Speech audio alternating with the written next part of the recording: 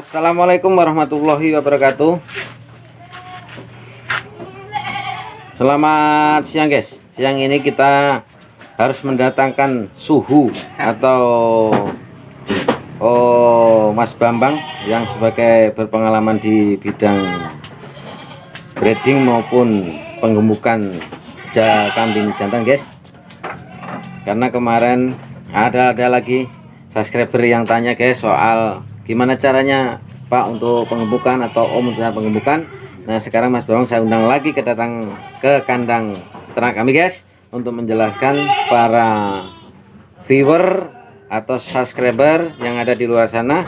Siapa tahu pengalaman Mas Bambang dan ilmunya ini bermanfaat bagi teman-teman yang ada, khususnya untuk saya pribadi guys, khususnya untuk pribadi dan umumnya para teman-teman yang ada di luar sana. Oke guys, jangan lupa subscribe guys, like serta komennya di bawah untuk video kali ini guys, tentang racikan atau materi bahan-bahan racikan yang untuk obat penggemukan si kambing jantan guys, khususnya para pengepul kambing jantan yang ada di luar sana dan teman-teman yang ada di wilayah Lampung sini. Ini dia Mas Bambang udah tak datengin ke peternak kandang kami guys. Oke, monggo Mas Bambang, langsung aja Mas Bang, silahkan diterangin bagaimana caranya. Paling nggak kita bikin materi dulu aja Mas Bambang. Oke Mas Bang, lanjut. Oke, jadi gini teman-teman, sebelum kita ngomongin soal penggemukan, sebenarnya penggemukan tuh apa yang dicari gitu kan? Ya. Yang dicari daging atau otot. Ya Bang. Itu harus tahu juga teman-teman. Sebenarnya daging apa otot gitu kan? Nah, kalau kita misalkan bicara soal daging, ya ototnya gimana gitu kan? Nah, sebenarnya gini teman-teman. Tapi emang apa ada kaitan antara daging dengan ototnya itu Bang? Sebenarnya gini, makanya itu dia. Sebenarnya daging sama otot itu sama. Yang beda, kalau kambing masih hidup nih ya, itu namanya otot, bukan daging. Tapi setelah kambing dipotong, ditetelin itu jadinya daging. Oh iya. Ya, makanya bedanya daging sama otot gitu. Oke, sebelum gini teman-teman, aku mau jelasin dulu sistem pencernaan kambing atau hewan rumansia, itu sapi, kambing atau kerbau itu sebenarnya sama aja. Namanya hewan memamah biak. Karena kalau kita bicara soal breeding, yang kita bicara itu kan, yang harus kita pahami itu kan siklusnya atau sistem reproduksinya. Nah, kalau soal pengemukan, yang harus kita pahamin adalah sistem pencernaannya. Kalau sistem pencernaannya itu optimal atau bekerja secara maksimal, otomatis itu bakal cepat buat proses pengemukannya tadi Om. Oh gitu ya. Nanti walaupun nanti si kambing itu makannya seneng, apa kita harus perlu asupan vitamin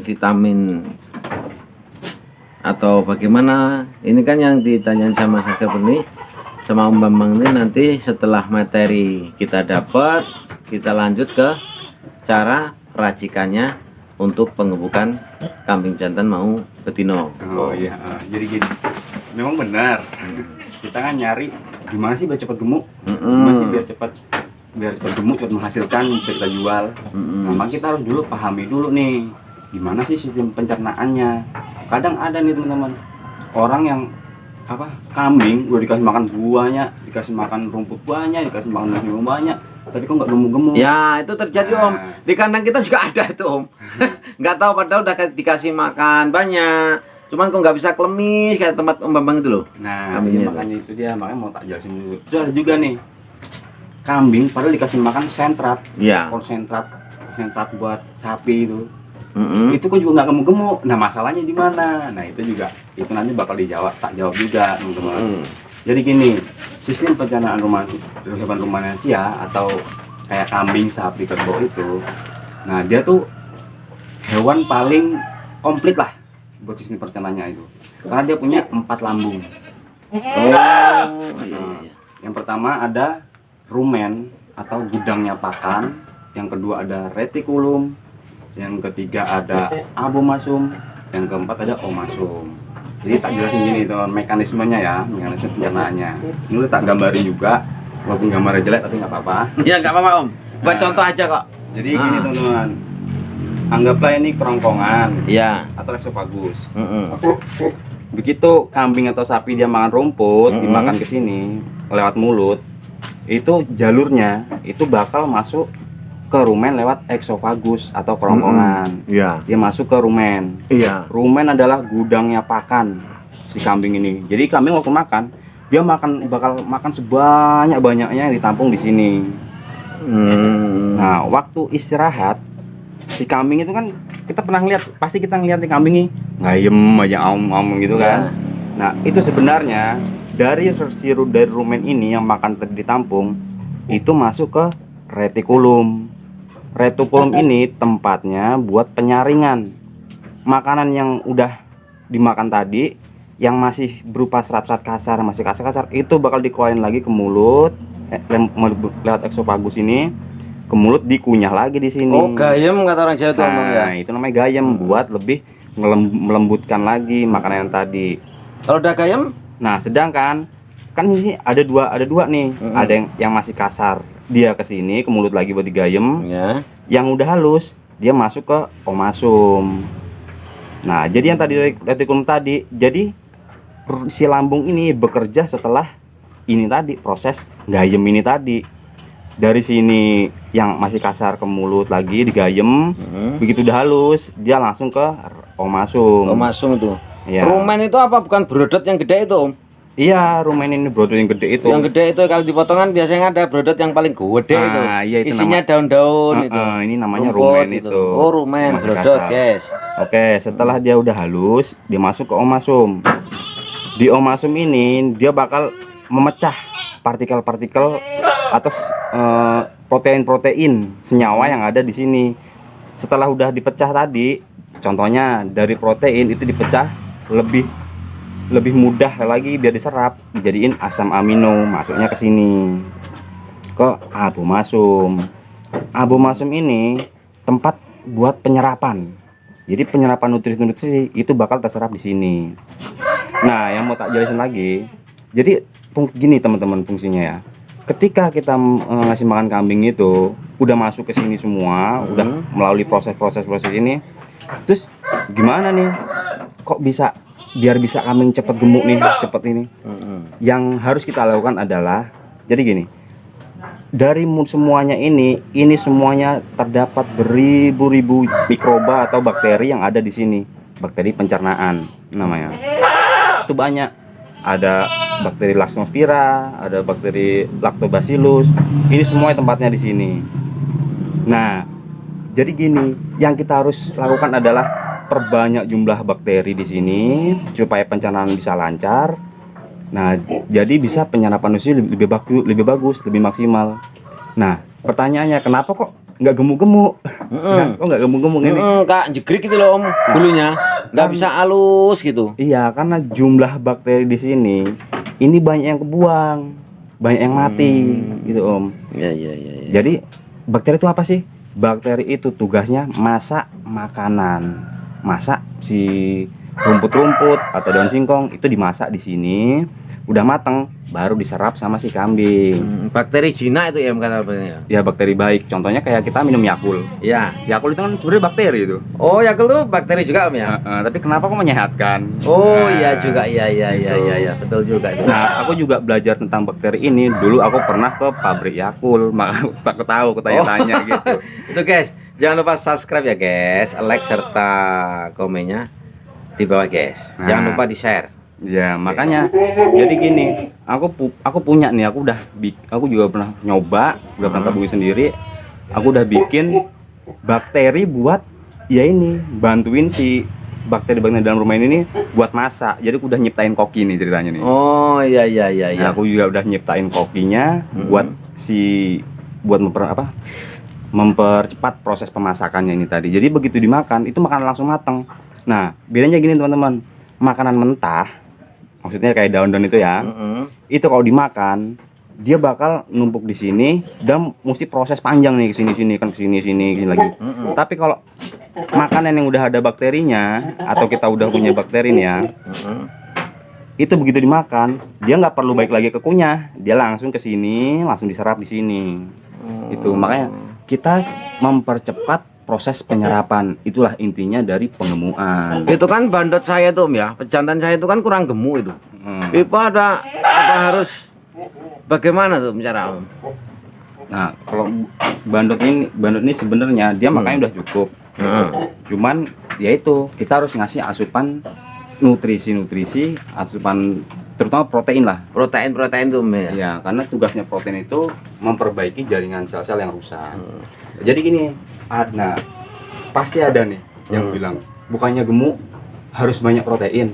Benar, gemuk harus banyak protein. Cuma yang jadi masalah, setelah protein itu masuk ke mulut kambing, si kambing ini bisa nggak memecah protein ini jadi asam amino gitu. Oh gitu ya Om ya. Karena sebenarnya yang diserap kambing itu asam amino.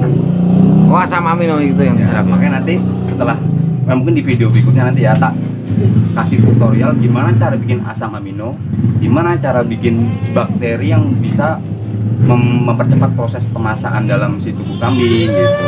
Oh itu ada racikannya sendiri nanti memang ya? Ada, nanti tak kasih tahu. Itu bahannya bahan alami ya atau Ya bahan yang gampang didapat lah pokoknya. gampang didapat di sekitar kita gitu aja Om ya. Oh itu guys. Pokoknya. Jadi intinya gini guys, kita tuh kalau nyari obat ya jelas obat pengemukan untuk kambing ya jelas gitu. Sebenarnya kalau kita tahu di lingkungan kita tuh ada semua. Iya. Tapi kadang-kadang rata-rata saya sendiri itu nggak tahu Om.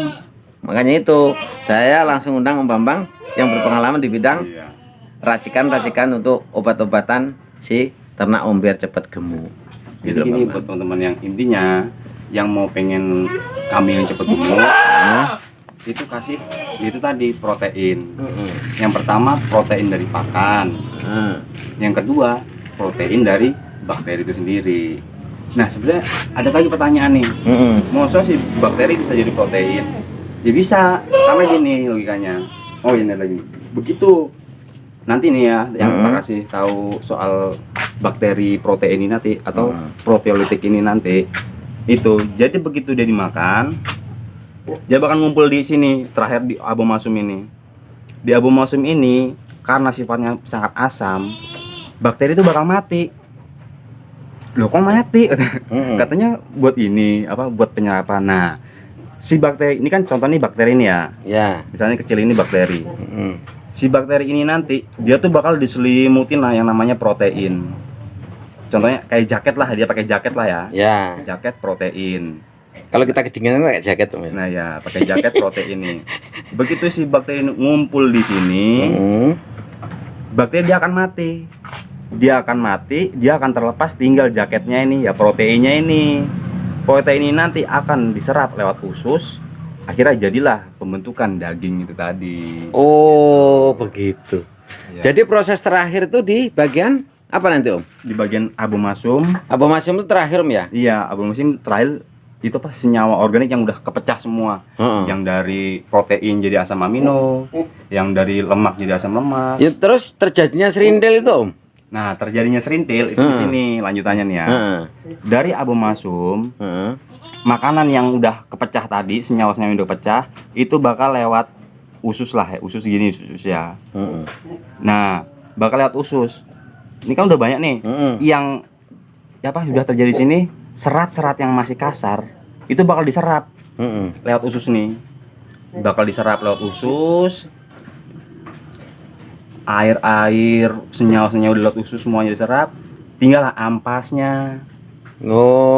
Ampasnya itu baru keluar lewat anus. Iya. Nah, jadinya serintil itu. Nah, makanya kenapa kita butuh bakteri ini, bakteri buat pencernaan ini? Kenapa? Karena jangan sampai makanan yang dimakan sama kambing itu, jangan sampai itu tuh nggak kecerna gitu loh, nggak keserap. Sayang lah jadi iya. Harus dia tuh kalau bisa tuh harus keluarnya itu bener-bener ampas, bener-bener sampah yang nggak kepake buat kambing. Soalnya nggak tuh capek juga. Aku juga rasain. Iya Om, aduh. Saya tuh miara kambing segini aja kadang-kadang kok nggak gemuk-gemuk, apa kita tuh ngaritnya kurang banyak, tapi perasaan udah capek gitu loh Om. Tapi ya gimana lagi. Jadi ibaratnya misalkan Mesti kita udah nggak ada capek nih ya. Terus kita kasih makan ke kambing. Kambing kenyang, perutnya gede.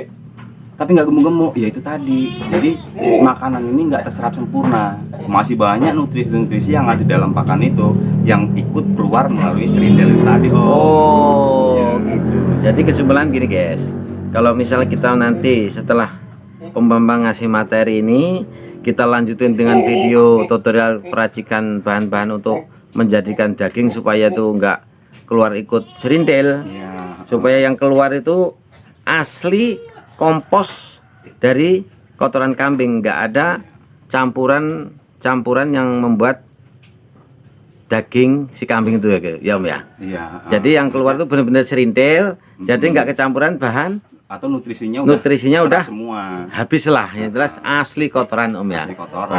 Oke. Silakan tunggu guys video-video yang lain guys untuk tutorial pembuatan racikan ramuan untuk kambing supaya kambing dikasih makan tuh jadi daging guys, nggak cuman jadi telek gitu loh guys, nggak jadi cerindel gitu maksudnya. Tutorial pembuatan asam amino ternak lah ya. Asam amino ternak. Silakan tunggu guys video-video yang lain guys, tempat Om Bambang ini guys. Jangan lupa like, subscribe serta komen di bawah ya guys ya. Silakan tunggu video-video lain. Terima kasih Om Bambang materinya tentang pencernaan. Silakan tunggu video-video yang lain nanti pembuatan atau racikan ramuan untuk pembuangan kami guys. Selamat siang. Assalamualaikum warahmatullahi wabarakatuh. Salam Arites.